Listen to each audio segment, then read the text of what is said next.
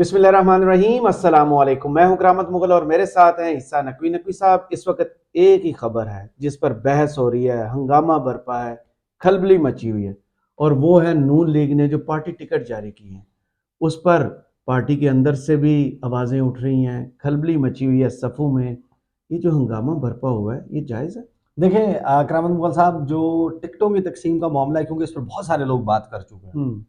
तो हम will try कि हम रेपिटेशन ना करें, लेकिन कुछ चीज़ें जो बहुत शॉकिंग हैं उनके तज़किरे के बगैर पार्टी टिकटों की तकसीम पर बात ही नहीं हो सकती। सही। एक मैं चीज़ आगाज़ में बता दूं, एक स्टोरी है जिस पर मैं काम कर रहा हूँ। वो इंशाल्लाह अगले 24 घंटों में अगर वो सब्सटेंशिएट मैं कर पाता हूँ, उसके डॉट्स कनेक्ट कर पाता हूँ, तो विल गिव इट। हिंट मैं आपको दे देता हूँ उसका, कि ये जनवरी का महीना है, साल 2020 था, जनवरी का महीना था, यही 8 9 10 जनवरी चल रही थी। एक रिपोर्ट कंपाइल करने का कहा गया था अता तारड़ साहब को, जी। और वो रिपोर्ट थी उस वक्त के army chief general Qamar Javed Bajwa के हवाले से, उनकी एक्सटेंशन के हवाले से। सही। वो रिपोर्ट लंदन में मौजूद थे, शहबाज शरीफ पाकिस्तान में नहीं थे। लंदन में उनको पहुंचाई गई थी, उनकी खिदमत में, उनके चरणों में पेश की गई थी। नवाज शरीफ ने, बड़े भाई ने, छोटे भाई ने उस रिपोर्ट को बैठ के खंगाला था। और आज जब पार्टी टिकटों की तकसीम हुई है, उसमें कुछ चीज़ें बहुत ही ज़बरदस्त हिंट देती हुई नज़र आती हैं कि उस रिपोर्ट का बड़ा अमल दखल है टिकटों की तकसीम के मामले पर। सही। बट वेट फॉर दैट, हम उस पर काम कर रहे हैं, इंशाल्लाह वो आपके सामने रखेंगे। अभी ज़रा अपेरेंटली जो चीज़ें हुई हैं, दो चीज़ें बड़ी वाज़ेह होती हैं। देखें, एक ये कि वो जो कहानी चल रही थी ना, मियाँ साहब बड़े ताम झाम के साथ, कर्रो फर के साथ, मफलर लगा के, रंगीन किस्म का, डिफरेंट किस्म के shocking quotes, quotes. Overcoats, mask, आधे वाला मास्क। आधा मास्क, नाक से हाँ। नीचे वाला मास्क पहन के आते थे। पार्लिमानी बोर्ड का इजलास चल रहा है, तो वहाँ पर तकारीर हो रही हैं, मियाँ साहब की 12 मिनट की गुफ्तगू मीडिया को जारी की जाती थी, एक दूसरे की तारीफ़ें और जनाब प्लेजेंट्रीज एक्सचेंज हो रही हैं। वो गालिबन कुछ हलकों में तो एप्लीकेबल था, लेकिन बहुत सारी जगहों पर वो ढकोसला साबित हुआ। मियाँ साहब के हाथ ऐसे ऐसे नहीं, कमर के पीछे बंधे हुए थे, अच्छा। कि इत्थे नहीं तक पैनी चाहिए, इधर नहीं आप कुछ कर सकते। सही। ये कैसे हो सकता है कि एक शख्स जो कि नवाज शरीफ का ताबूत पाकिस्तान में आने की पेशगोई करे, अच्छा। जो ये कहे कि जैसे इनके बड़ों के ताबूत आए, इसका ताबूत आएगा, अगर जिंदा आया तो जेल जाएगा, ये मोदी का यार है, ये गद्दार है, ये नरेंद्र मोदी के टुकड़ों पे पलने वाला है। और नवाज शरीफ इतना मजबूर कि उसने जरूरत नहीं हुई कि उसके खिलाफ कैंडिडेट खड़ा करे, सरेंडर कर दिया। सरेंडर किया। नून लीग ने ऐसा बदतरीन सरेंडर किया और हैरान कुन सरेंडर किया, जो जाहिर है कि बहुत गैर मुतवक्के भी नहीं था। हम इसका हिंट कर चुके थे कि नून लीग के हाथ में, उनके पल्ले कुछ नहीं है। जब आप साईं किसी को बना लेते हैं कि साढ़े सरदा साईं है, तो फिर वो फैसला करेगा, तो फैसला फिर एनजीओ है। पीर साहब ने फैसले कर दिए। भाईजान, कुछ चीजें बहुत शॉकिंग आई हैं इस सारे मरहले में। तलाल और दानियाल को तो खैर डिस्कस बहुत सारे वो तो लोग कर बेचारे चुके। जंपे मार मार के डिफेंड करते थे। ओ भाई, वो 5 साल की नाहली भुगती। उनकी जो उछल कूद थी, उनके खून गर्म थे।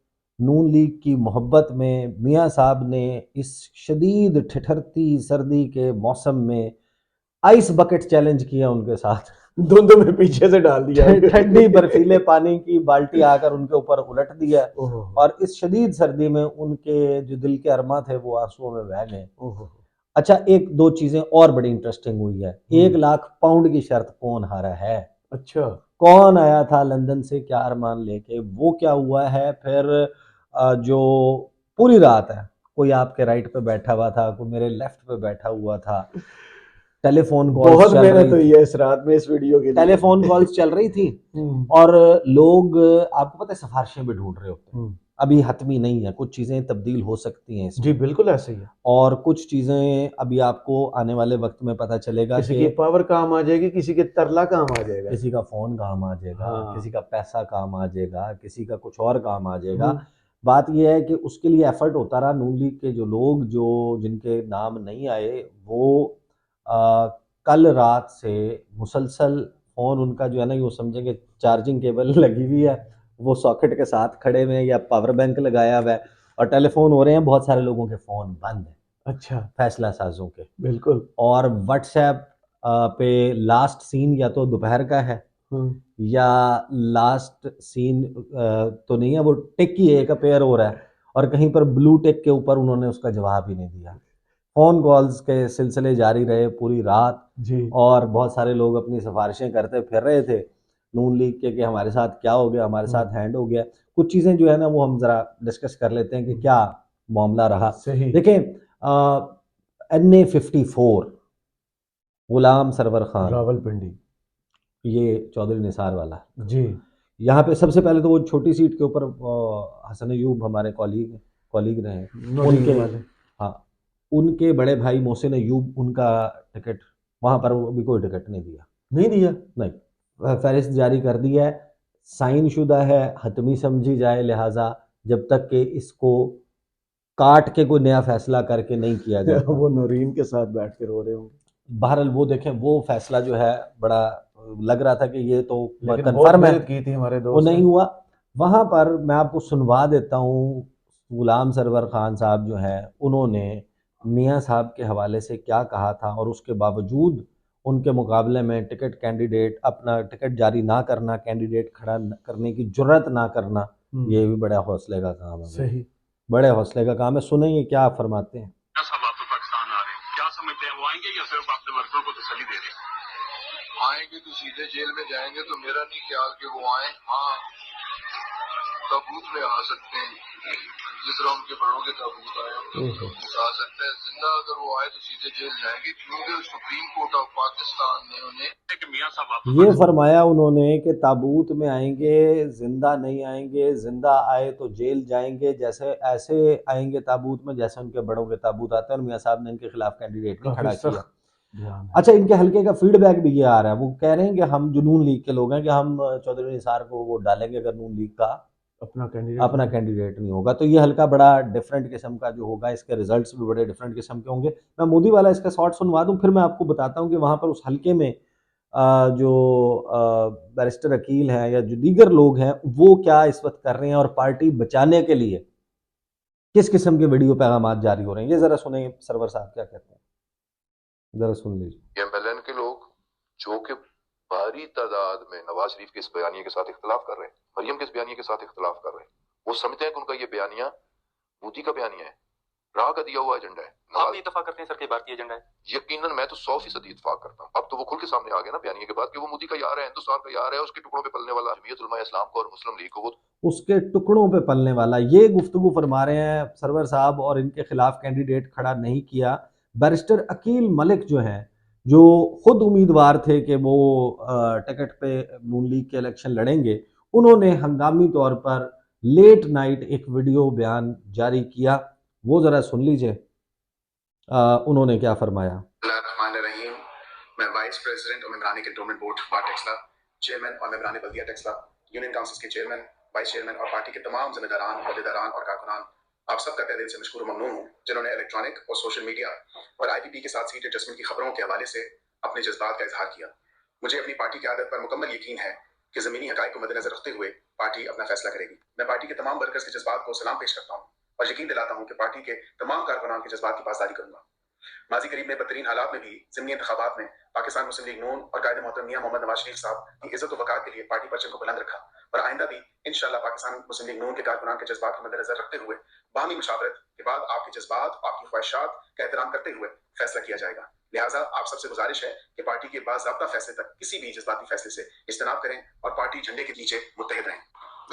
पार्टी झंडे के नीचे मुत्तहिद रहें, किसी जज्बाती फैसले से गुरेज करें। इसका मतलब यह है कि उस हल्के में कुछ लोग हैं जो जज्बाती फैसले करने पर इस वक्त डटे हुए हैं, तुल गए। उन्होंने कहा कि हमने जज्बाती फैसले ही करने। अच्छा, अब क्विकली जरा गो थ्रू करते हैं। पिंडी जी, बड़ा जोर था, हो जाना था, राजा हनीफ एडवोकेट की कुर्बानी को मसला ही नहीं था भाई। PP 17 में फैजुल हसन चौहान के खिलाफ मसला वो नहीं था। फैजुल हसन चौहान साहब के ना कुछ गुफ्तगू मरियम नवाज साहिबा की निजी जिंदगी के बारे में और दीगर कुछ लोगों की, वो बेसिकली जो है बड़ा मसला क्रिएट कर गई। वरना सरेंडर यहाँ पे भी था, अच्छा, और भी बहुत सारी जगहों पे था। लेकिन मियां साहब ने वो कुछ जाहिर है कि कुछ फैसले, जाहिर है कि अभी भी चीजें होनी है। लेकिन पिंडी में ही आपको याद है नासिर भट्ट साहब जी, वो लंदन में होते थे सब कुछ, वो हरजाने शरजाने पौंड शौंड मलक अरशद वो जज भी, जो हाँ काफी उनका नाम जो है मीडिया में वो चला। सारा लेके आए। हम्म। तारिक अजीज साहब ने ट्वीट किया था 8 दिसंबर को। उन्होंने कहा था कि रावलपिंडी शहर के ticket final, barrister Daniyal, Hanif Abbasi और मलक इब्रार को कौमी असम्बली के टिकट मिल गए। एमपीएस की सीटों में शेख अरसलान, ज़ियाउल्लाह शाह, मलक इफ्तिखार, सज्जाद खान, उसामा चौधरी और राजा हनीफ उम्मीदवार होंगे। अच्छा, वो हाजी परवेज और ये बाकी कुछ लोग ऐड जी। हो गए। इस पे तारिक अजीज साहब कहते हैं कि उन्होंने मुझे फ़ोन किया था, नासिर भट्ट ने। नासिर भट्ट ने। फ़ोन पे जो गुफ्तगू हुई थी उसका खुलासा उन्होंने एक ट्वीट करके बयान किया। उन्होंने कहा कि नासिर भट्ट साहब, तुम्हें याद हो कि न याद हो, हमें याद है वो ज़रा ज़रा। अच्छा। मेरे इस ट्वीट पर नासिर साहब ने मुझे फ़ोन पर गिला किया और कहा कि अगर हनीफ अब्बासी को टिकट मिल गया तो मैं आपको 1 लाख पाउंड इनाम दूंगा। भट्ट साहब, आप इस शर्त के गवाहों को भी खूब जानते हैं। यानी नासिर भट्ट वो सो कॉन्फिडेंट कि उसको टिकट मिलेगा। ये वो बंदा है जिसने वहां मीडिया से केस जीता था लंदन में और बार बार छोटी छोटी वीडियोस ट्वीट कर रहा था। हाँ। कि अच्छा, मैंने उसके बाद जो जो आप चलते हैं, बहुत सारे फैसले हैं, उन पे हम्म। बहुत सारे लोग बात कर चुके। देखें, Chaudhary Jafar Iqbal, ji, Gujarat, United States of United States of Gujarat, जो बंदा ये कहता था कि NA65 का फैसला मैं करूंगा।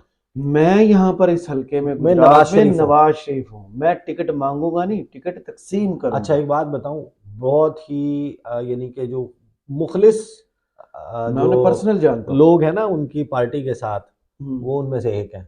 बट हैं बड़े धीमे मिजाज के हैं हैं। वो ज्यादा करीब शहबाज शरीफ के। जी। नवाज शरीफ के भी हैं, लेकिन शहबाज शरीफ के थोड़े ज़्यादा करीब है।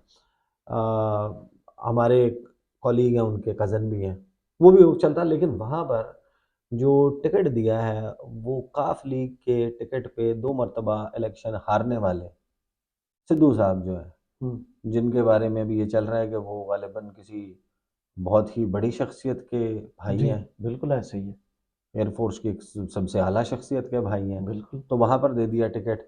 उसके बाद कुछ हल्के, हैरानकुन तौर पे जेलम का एक हल्का है, जेलम का जो हल्का है कैंडिडेट ही नहीं, वहाँ पर अभी तक कैंडिडेट कोई है एमए ही की नहीं। सीट पर नहीं दिया, नीचे दोनों दोनों सूबाई दिए हुए सीटों हैं, पर दे दी। तो वहाँ पर क्या करेंगे।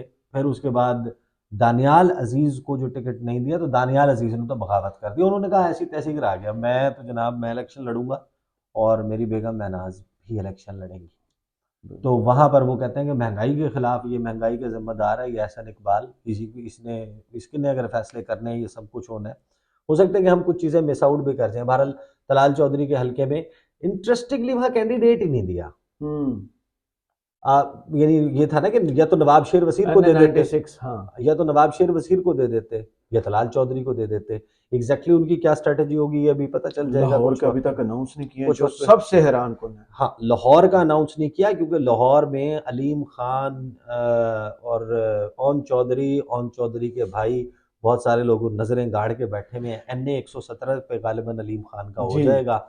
ओन चौधरी को भी एक हल्का मिल जाएगा, ओन चौधरी के भाई को हल्का नहीं मिलेगा। 2 हल्कों वाली कोई कहानी नहीं है, या छोटी सीट या बड़ी सीट डिसाइड कर ले आपने कहाँ से आना है, क्या करना है। ये बड़ा इंटरेस्टिंग होगा कि उधर वो क्या करते हैं। हैरानकुन तौर पर कसूर का हल्का जो उनका बहुत स्ट्रांग है, वहां पर अभी तक टिकट जारी नहीं किया गया। मलिक अहमद खान वाला हल्का, उसमें NA का टिकट जारी नहीं हुआ, उसकी अनाउंसमेंट नहीं हुई। जिन लोगों ने पीटीआई छोड़ी, सबसे ज्यादा तनकीद जिन बंदों ने इमरान खान पे भी की, हैरानकुन तौर पर उनको भी टिकट नहीं मिले। फैजुल हसन चौहान, फिरदौस आशिक अवान, मुराद राज। उसके बाद वो देखे ना, सबसे ज्यादा तो ये बोले फरूख हबीब भी बोले ना, क्या नहीं बोले।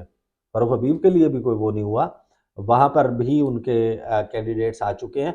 हैरानकुन तौर पर राजा रियाज को तो मिलना था, वहां पर एक और मामला भी हुआ है ना, वहां पे राना एहसान अफजल, राना अफजल साहब के जो बेटे हैं मुस्तहिक थे, उनको टिकट नहीं दिया। उनकी वालदा को मिलता था पंजाब असेंबली का रिजर्व का, वो भी नहीं मिला। उनको छोटी सीट का वादा किया गया था, उनको PP पे भी सीट नहीं दी। अब फिर वो NA 167 है जिससे हुमायूं अख्तर के कागजात है, उधर भी बड़ा मैच पड़ेगा। उधर भी हर जमात के जो है वो स्ट्रॉन्ग कैंडिडेट्स, और पार्टी में भी वो फूट पड़ गई है।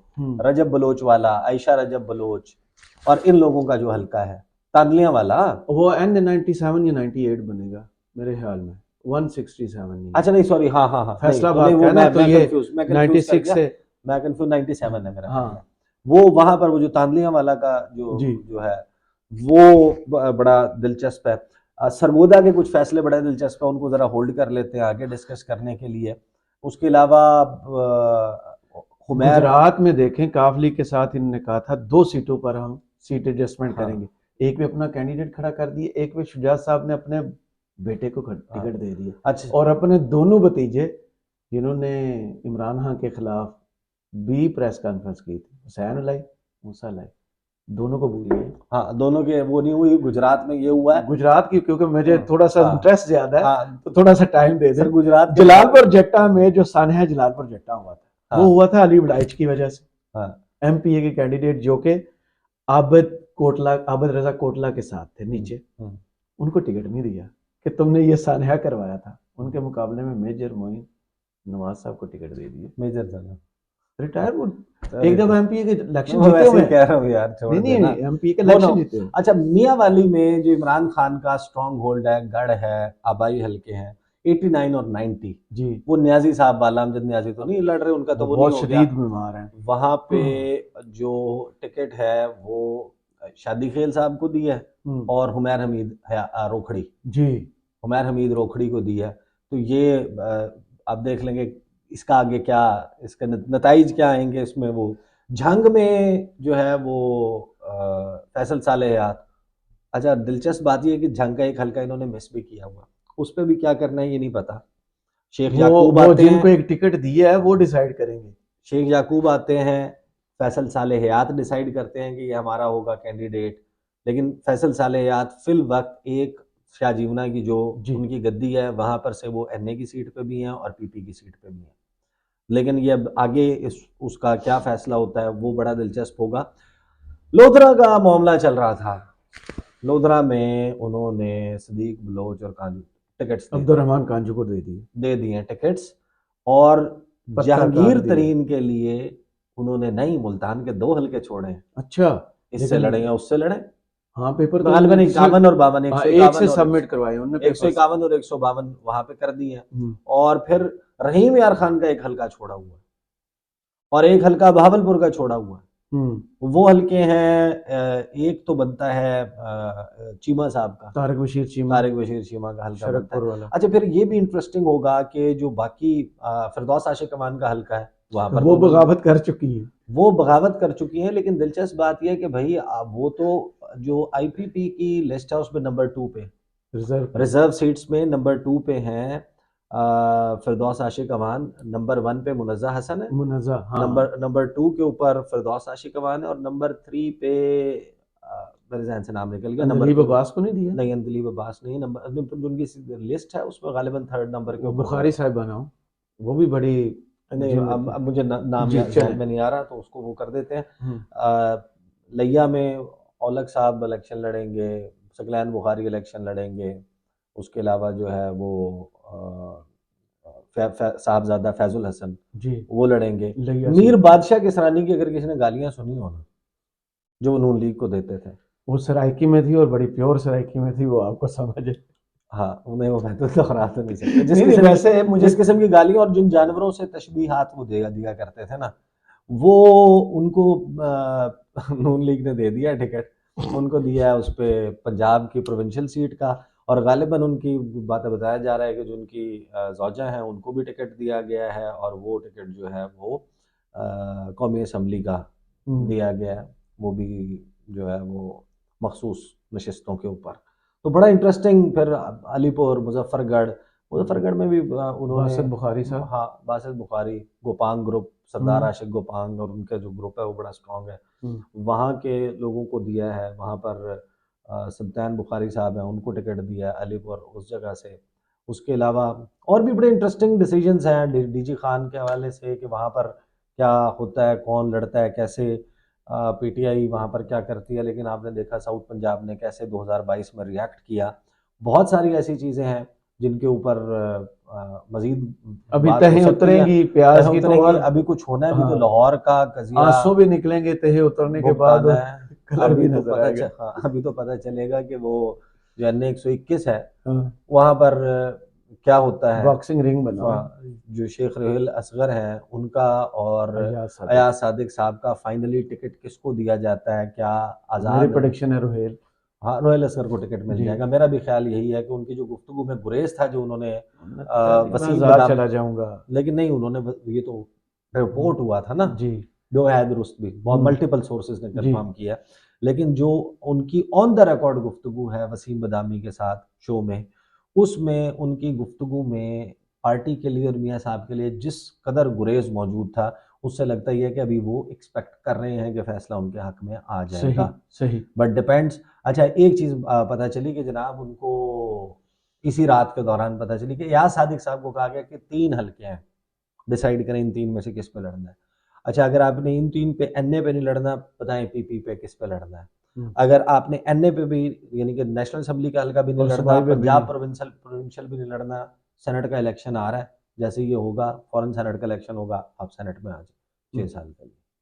तो 6 साल के लिए सेनेट पे आ जाएं आप, और जाहिर है कि जब वो आ जाएंगे उनको वजारत वगैरह भी अगर मुमकिन तौर पे if they are able to form government, तो आप वो प्रोमिस तो आपको पता है कि चलते हैं। बहरहाल नून लीग की टिकट्स जो हैं उसमें बहुत सारी चीज़ें तवक्कुआत के मुताबिक हैं, और बहुत सारी कुछ चीज़ें ऐसी भी हैं जो गैर मुतवक्के हैं। जो कड़वा घूंट। हाँ वो कड़वा घूंट। अच्छा फिर वो पिंडी में मरी वाला हल्का है, उसमें बिलाल यामीन सत्ती को टिकट दिया है।